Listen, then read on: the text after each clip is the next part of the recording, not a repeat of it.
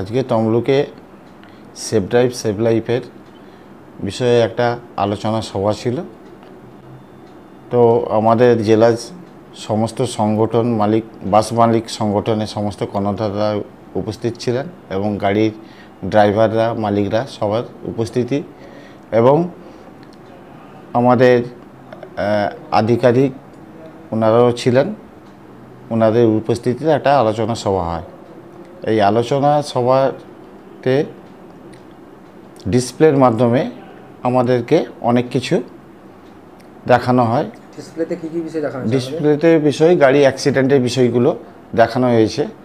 সবথেকে ভালো লেগেছে আমাদের যেটা, এইভাবে যদি এই প্রোগ্রামগুলো করা যায় প্রশাসনিক দিক থেকে, তাহলে আমাদের যে খামতি জায়গাগুলো সেগুলো আমরা সংশোধন করতে পারবো।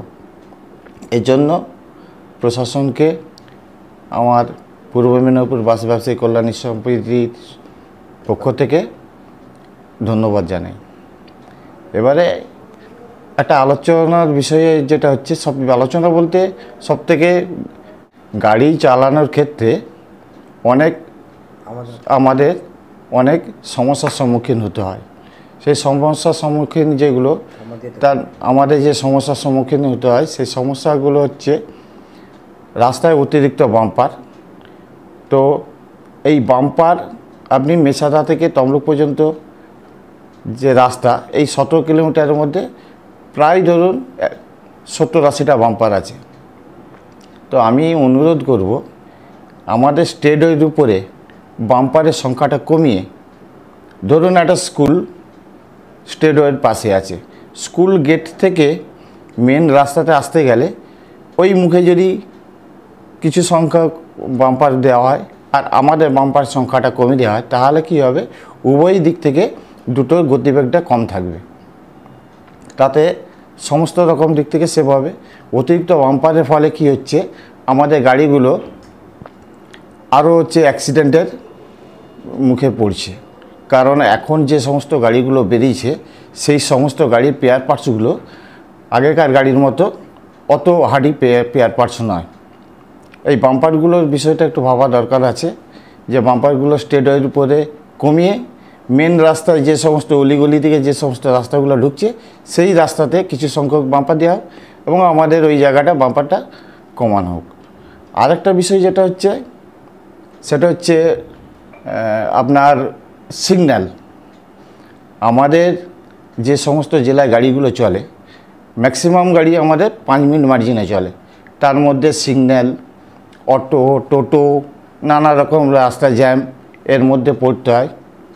এর ফলে আমরা টাইমটা মেকআপ করতে পারি না। তো সিগন্যালের যে ডিউরেশনটা যদি কমানো যায়, তাতে অনেকটা টাইমটা আমরা বাঁচবে আমাদের। এর পাশাপাশি এই যেগুলো বললেন আমাদেরকে, আপনি বললেন এখন, তো আপনারা কি লিখিতভাবে জানিয়েছেন দপ্তরে? না, এগুলো লিখিতভাবে জানানো হয়নি। এর আগে যিনি আমাদের এখানে ট্রাফিক ডিএসপি সাহেব ছিলেন, প্রবীত্র বারিক মহোদয়, ওনার কাছে আমরা একটা ভার্বালি আলোচনা করেছিলাম এই সিগন্যালের ব্যাপারে এবং বাম্পারের বিষয়ে আলোচনা করেছিলাম।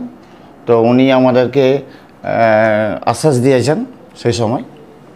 এবারে আমাদের রাজ্যের একটা আমাদের সংগঠন আছে, মিনি বাস সমন্বয় সমিতি। তো ওই সংগঠনের আমাদের রাজ্য সম্পাদক রাহুল চ্যাটার্জি মহোদয়, ওনার কাছেও আমরা লিখিতভাবে আমরা আবেদন করব যে এই বিষয়গুলো যাতে নজর দেওয়া হয়। কবে করবেন? আমরা এই রিসেন্টলি করব। আর যারা এখানকার নতুন দায়িত্বে রয়েছে আধিকারিকরা, ওনাদের কাছেও কি লিখে দেবেন? হ্যাঁ, আমরা আমাদের জেলাতেও দেব এবং আমরা আমাদের রাজ্যের যিনি আছেন, আমাদের যে বাস মিনিবাস সমিতির সমন্বয়, ওনার সম্পাদক রাহুল চ্যাটার্জি মহোদয়, ওনাকেও দেব। সার্বিকভাবে আমরা লিখিতভাবে আমরা এই বিষয়গুলো জানাবো। আচ্ছা, যে সেফ ড্রাইভ সেভ লাইভ আলোচনা হলো, তমলুকে বললেন, তো ওখানে আপনার বাস মালিক সংগঠন পাশাপাশি আরও তো অন্যান্য সংগঠন ছিল, তো আপনাদের যৌথভাবে কোনো ওখান থেকে কোনো বার্তা দিয়েছেন, জানিয়েছেন যারা? না, ওইখানে জানানো সেইভাবে সুযোগ হয়ে ওঠেনি, কারণ ওইখানে তো আলোচ্য বিষয় যেটা ছিল সচেতন করা। তো তো ওনারা ডিসপ্লের মাধ্যমে অনেক কিছু আমাদেরকে দেখেছেন, যার মাধ্যমে আমরা আমাদের খামতি জায়গাগুলো বুঝতে পেরেছি। সেগুলো আমরা আগামী দিন সংশোধন করব। এবং ড্রাইভার, গাড়ির মালিক, সাধারণ মানুষও ছিল, তাদেরকে সচেতন করার জন্য